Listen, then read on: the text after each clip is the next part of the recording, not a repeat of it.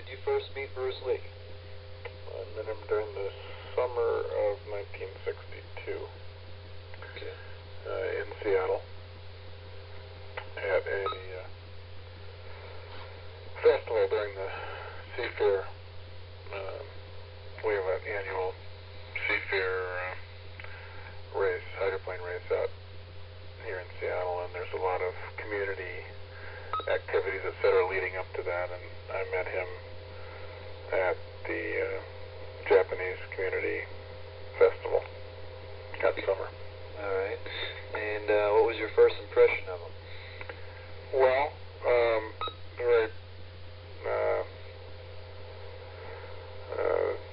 very strong personality. I actually had seen him prior to meeting him. I saw him a week before or so at give a demonstration at the Chinese Community Fair, and was just awestruck by the demonstration, his speed and power and everything. And so I wanted to meet him, and I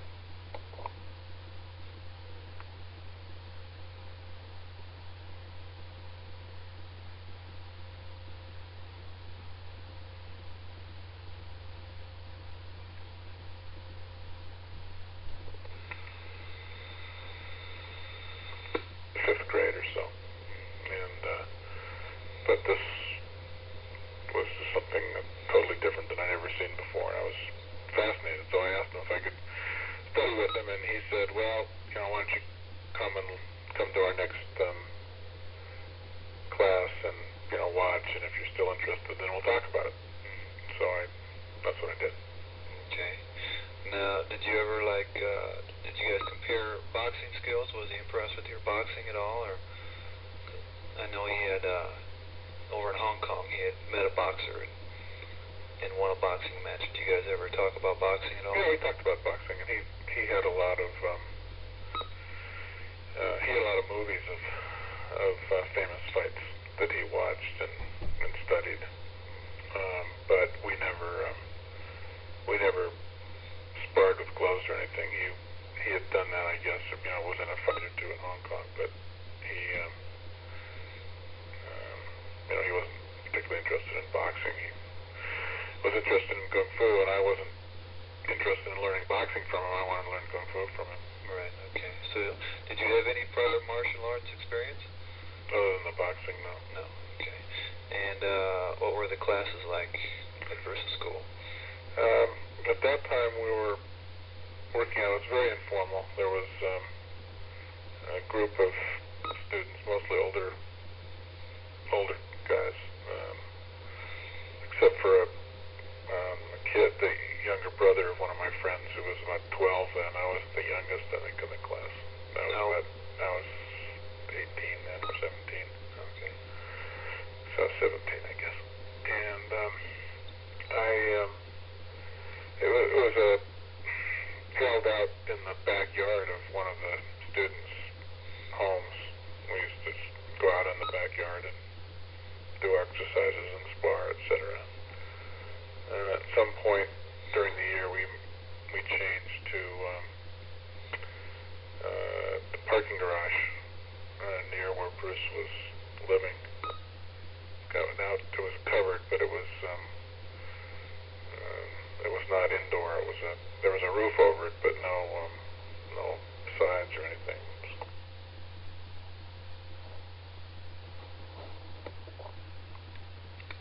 Yeah, 60 minutes. Okay. Yeah, I think I've seen pictures of that before, down in that little garage you're talking about. Did you get to know Jesse Glover or any people like that? Yes. Jesse was one of the original students, and he was taking it at the same time. Okay. It's been said that Bruce took what he thought was useful and incorporated it into Wing Chun. Was that the case when you were there? Yes, although he didn't really. The first year or so,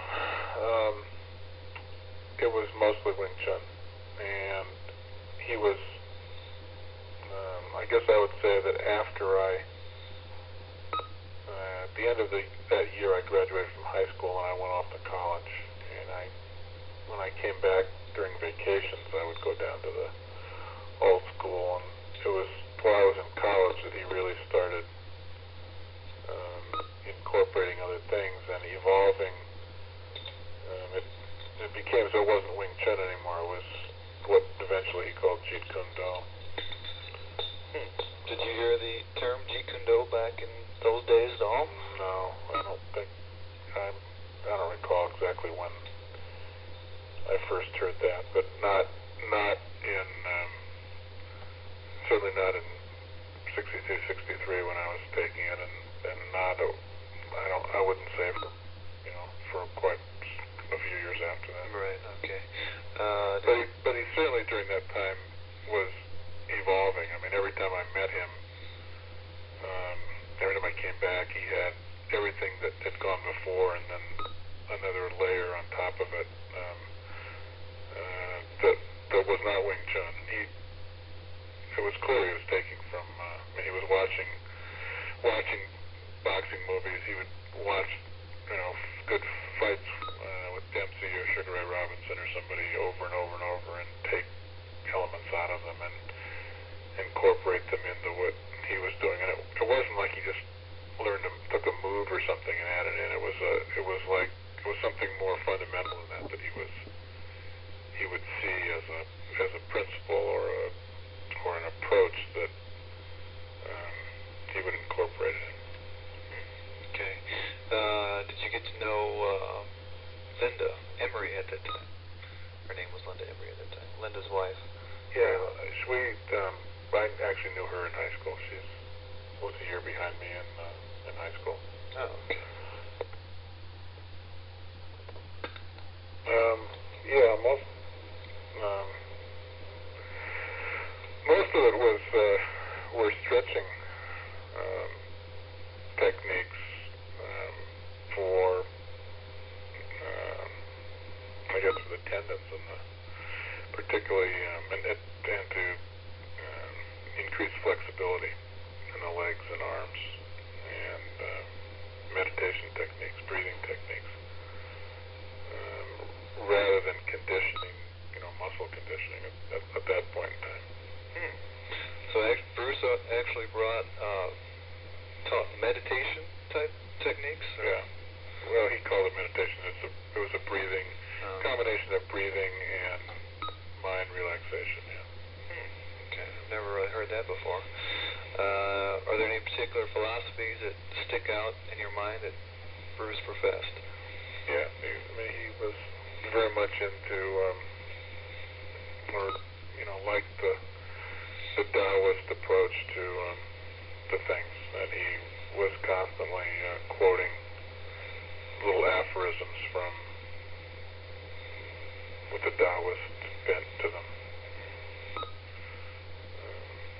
which he would choose ones that he thought had applicability to the martial arts. Okay. And he would incorporate them also into. It wasn't just little aphorisms. He would try to make us have a mental approach that was consistent with that, and that helped in response time, for instance,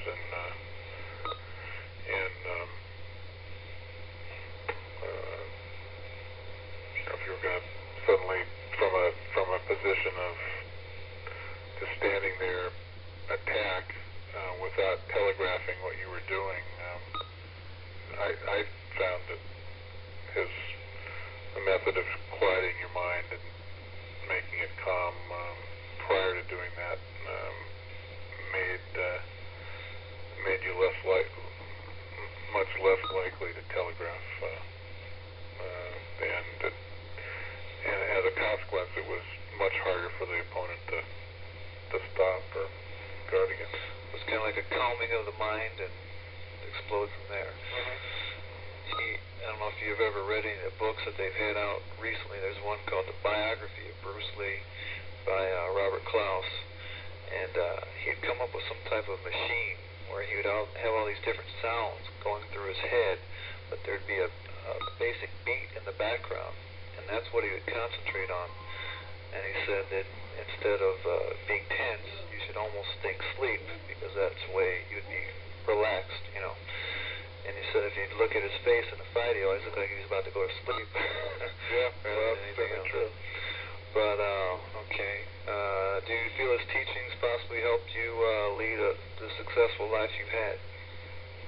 Oh, I think it's been a big, part of it, yeah. I mean, he was a very, powerful person, and one of the few geniuses that I think I've met along the way, and he definitely had an influence on me. Okay. When Bruce had thoughts of opening a chain of kung fu schools, did you ever consider teaching for him? Mm-hmm. Yeah. Yeah. Okay, I did. And I almost, I thought of dropping out of college too. I went back to Yale University, and thought of dropping out of there and moving to the University of Washington so I could be closer and to Bruce and continue working with him. But his chain of schools never really came about. But yeah, I thought about it. We talked about it. And do you remember what his plans were as far as expansion and everything? Well, I don't remember specifically. I mean, he was thinking in terms of opening up schools in a lot of different places. But I don't recall any concrete. And what was the exact reason why he, changed his mind? Oh, I think, I guess I assumed that when he moved down to California to try to get into movies and stuff down there, that took, that shifted his focus in that direction. Okay, when you think back, what's the biggest thing about Bruce's personality that sticks out in your mind? I guess his single-mindedness. I mean, if he was interested in something, he devoted his entire energy and attention and talents toward becoming the best in that. And if it was something he wasn't interested in, he didn't worry about. Didn't spend any time thinking about it at all. But things he was good at and spent time at, he mastered them as quickly. And kung fu is the obvious example, but there are other things. I mean, there's dancing, cha-cha. He spent a lot of time perfecting that, and other things too. Okay. Taki Kamiri had mentioned to me that you had spent a couple summers with Bruce in Hong Kong. Do you have some stories about your experiences over there? Yeah, it was one summer, actually. One summer. Yeah, it was the summer of 1963, after my freshman year in college. Okay. Actually, I said before I met him in 62. It was 61, I guess it would have been. 61. Summer of 61, yeah. Probably, I several years ago wrote, just to get down before I totally forgot everything, wrote down my impressions of that summer and other things about Bruce, and maybe it'd be easier if I just sent that to you. Okay. That'll work.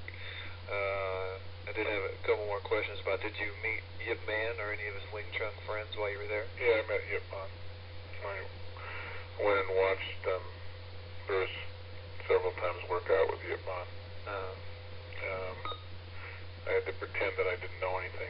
Bruce made it clear that he didn't want anybody knowing in Hong Kong, and particularly Yip Man, that he was teaching non-Chinese at that time. Okay. And so I had to go and just kind of watch as if I didn't know anything. But yeah, I met him. And when they were working out, what did it look like? I mean, did Bruce, was their skills comparable, or? Yeah, it was hard to. They were doing.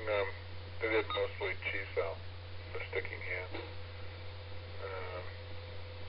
and I, it wasn't an contest or anything, so I had no way of really determining who was better at that time. But Yip Man, it was not as most every other encounter I'd ever seen.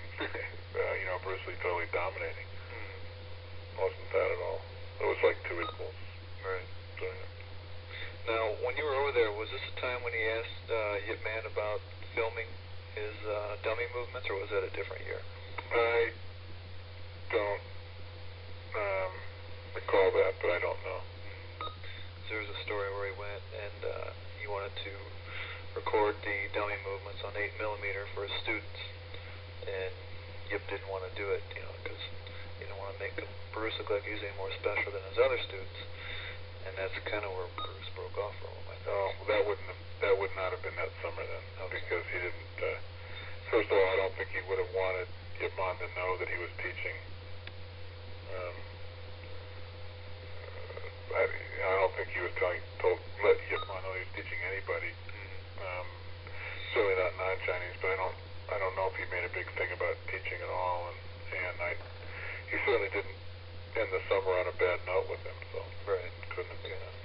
What about people like Wong Shunlong or William Chung? Were any of them there? That I recall, no. Okay. How did the seniors from the school, how did they accept him at that time? Did they welcome back with open arms? I didn't meet any other Oh, that was it. Yep. students at Yip Man. Okay. Was Bruce still recognized from being a child star in Hong Kong? No, I mean he. Not that I noticed. I mean nobody noticed him on the street or anything at that time. He obviously knew a lot of people in the movie industry. Right. But I didn't. He didn't get mobbed when we walked on the streets or anything. No. Okay. My next question was going to be about, since you knew Bruce's skill, how did the other Wing Chun people compare to him? But Yip Man was the only one, right? Yeah, he's the only one. Okay. When Bruce started to knock traditionalists in the late 60s, were you aware of his controversial standing in the martial arts community? Yeah. Mostly through Bruce, but I've witnessed, not only when I met Yip Man and Bruce made it clear not to let him know that he was teaching non-Chinese. When we left Hong Kong to come back to Seattle, we went through Honolulu, and once outside of Hong Kong, he didn't care if anybody knew, obviously, and we gave a demonstration at a kung fu school in Honolulu, and there must have been, I don't know, 50 or 100 students, all Chinese. And at that time in every kung fu school that I was aware of, it was only Chinese that were taught. And I think Bruce was, as far as I know, he was the first to ever teach non-Chinese. But in any event, the two of us gave a demonstration and in front of this school, and afterwards, a lot of the students, particularly the older ones that were either teachers or assistant teachers, came up and asked me, when Bruce wasn't there, if he was teaching me, and it was clear what they were really asking. They were asking if he taught, was teaching non-Chinese, and I said, yeah, he's teaching me, and made some flip comment, and some of them tried to challenge him. One guy in particular, I remember, tried to show Bruce up, and Bruce was not. He handled the guy quite adroitly, and made it clear to everybody who was watching that he was. So did they actually dominant? Yeah. They actually make contact, or what? No, but he had a way of. His blocks hurt almost as much as his punches did. And he also had a way of tying you up in kind of a semi-sticking hand and controlling you in a way. As he talked, he would lecture and say and be making points, all the while holding your hands while they were tied up, and you weren't able to do anything. And it was, he could. His point was, he could make his point quite quite well. That that he was, his technique and everything was a lot stronger without actually hitting anybody. Right. So, but anyway, that that was the first time, and I know that there were plenty of other instances later on when kung fu people at other kung fu schools were not not happy with number one, with him teaching outside the Chinese community, and number two, with his comments about classical kung fu, etc., and how it was too rigid, and you had to get beyond the rigidity of any one particular school, and et cetera, et cetera. He had all kinds of comments about that too. So I'm sure he made a lot of enemies in the kung fu world. Okay. Did you guys keep in touch after he left Seattle, or? Yeah, but the last few years, I didn't exactly know where he was. I thought he was still down in California until about a year before he died, and then we hooked up again when he was in Hong Kong. I was working in Japan at the time, and coincidentally went down to Hong Kong on business, and he happened to be back and was just starting to make his movies, and gain popularity there. So did you guys did he exchange his art with you at that time? What did it evolve to? Oh yeah. I mean, he brought me up to speed on what he was doing in kung fu, and at that point he was really into conditioning. And I went, and he gave us my wife and I, a screening of his latest movie, and took us to the set, and Kareem Abdul-Jabbar had just been there filming, and he told us a bunch of stories about that, and we spent a couple days with him, and we talked about getting together after my stint in Japan was up, and I went back to Japan, and within a year or so, or less of that, he was suddenly dead.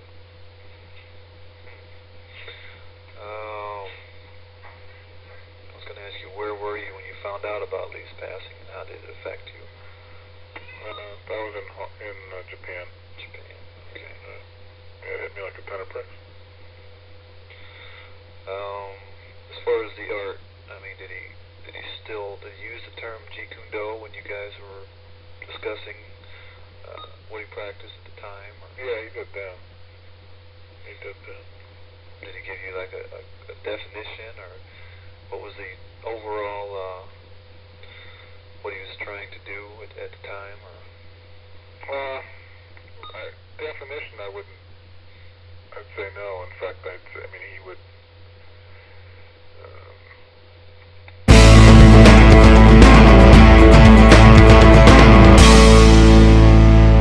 Officially constrained. Jeet Kune Do to him was more of an evolving thing, I think, more of an approach than a system. But we certainly talked about it, and he explained what he was, what he was thinking, etc. right.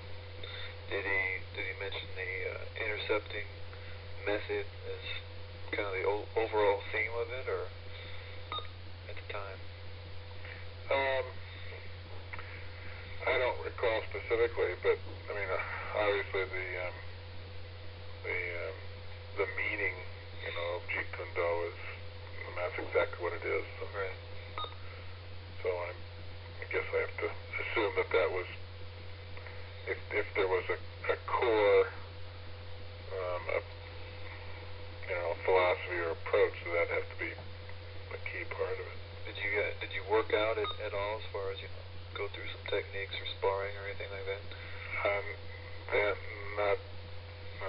Then not sparring, but he showed me a lot of things. Yeah. Right. Could you see a difference between his skill from then and back in the early 60s? In terms of speed or power or fluidity or any of that, no. I mean, he was so good and so far ahead of anybody else I knew that from the very first time I saw him that I certainly couldn't see a difference in those categories. But in terms of overall approach and overall the more cohesive, systematic view of things, yeah. Sort of more complete? More complete, yeah. Okay. If Bruce was still with us, what do you think he'd be doing right now? Well, gee, I don't know. I mean, I have to assume he'd still be, doing movies, and I'm sure that he would be first and foremost a martial artist, but I'm assuming he'd still be in the entertainment industry also. Do you think he would ever put the chain of kung fu schools back together again? Or? I don't think so. I mean, I kind of doubt it. I mean, I think that was something he was thinking of at one stage, and I think once he started clicking with his movies, I mean, that took 100% of his attention, and I don't think he had a need or particularly a desire to have schools with his name on it all over the place. Have you seen the movie Dragon? No. No? Oh. Okay. You've heard of it, right? Is this the most recent one? Yeah, Dragon, the Bruce Lee story. The documentary, kind of. The one that was based on Linda's book? Right. Yeah, no, I've heard of it. I have not seen it. Okay. I've got some questions about what I've heard about it. But yeah, well, you're not missing too much. As Jesse Glover, I just interviewed Jesse about 3 weeks ago, and he wasn't too happy with it. So. Yeah. Well, I mean, from what I hear, they kind of pretended Seattle didn't exist. And yeah. It's kind of a strange to purport to tell about Bruce Lee and what the stages of his life were, and not talk about one of the key stages. Right. Well, they kind of left out L.A. in a way too. So. Oh, really? And well, I mean, what did they talk about? Not much. It's like this school. I forget exactly what state they said it was in at the time, but I mean, it's really. I got it on video now, and I watched it the other day. I mean, so many inaccuracies. For somebody like me who's followed it and read all the books and everything else, it's amazing how much they can come up with. Well, it's kind of funny because I guess Linda didn't meet Bruce until the end of his Seattle time. She was. Which was around 63 or 64. Well, it was after. I'm trying to think now. It would have been when I was partway through college. So would have had to be 64 at the earliest. And he'd already been there for a number of years, and his school had by then built up way beyond the working out in somebody's backyard to get a formal classes and everything. But she didn't see the early years in Seattle. And I don't know why she would want to gloss over Seattle, but she may not have pleasant memories of. I don't think Seattle. I don't think a lot of it was up to her, really. I mean, it's like it was based on her book, but the director, they wrote the script, so they just basically rewrote his life, I guess you could say.